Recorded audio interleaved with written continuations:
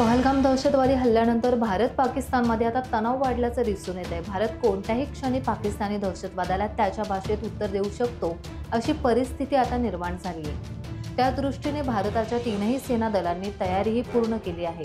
त्या पार्श्वभूमीवर केंद्रीय गृह मंत्रालयाने सर्व राज्यांना आणि केंद्रशासित प्रदेशांना 7 मे रोजी मॉक ड्रिल घेण्याचे आदेश दिले आहेत। राज्यांनी पोलीस, नागरी संरक्षण यंत्रणा, आरोग्य विभाग आणि अन्य आपत्कालीन सेवांशी संबंधित यंत्रणांना तत्पर ठेवण्याचे निर्देश देण्यात आले आहेत।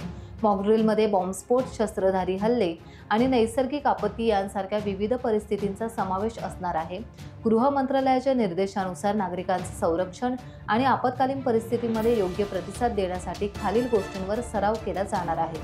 हवाई हल्ल्याचा अलर्ट दिल्यास सायरन वाजवणे, नागरिक आणि विद्यार्थ्यांना सुरक्षिततेचे प्रशिक्षण देणे, हल्ल्याच्या वेळी त्या शहर किंवा क्षेत्रात ब्लॅकआउट करणे म्हणजेच लाईट बंद ठेवणे, महत्त्वाच्या स्थापत्यांनाच लपवण्याची प्रक्रिया, हल्ला झाल्यास नागरिकांची तातडीने स्थलांतर प्रक्रिया आणि त्याचा सराव इथे होणार आहे। ही मॉकड्रिल पूर्णतः सरावासाठी असून प्रत्यक्ष धोका नसल्याचं प्रशासनाने स्पष्ट केलं आहे।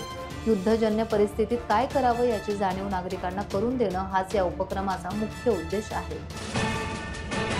टाइम्स डिजिटलला लाईक करा, सबस्क्राइब करा, शेअर करा आणि बेल आयकॉन दाबायला विसरू नका।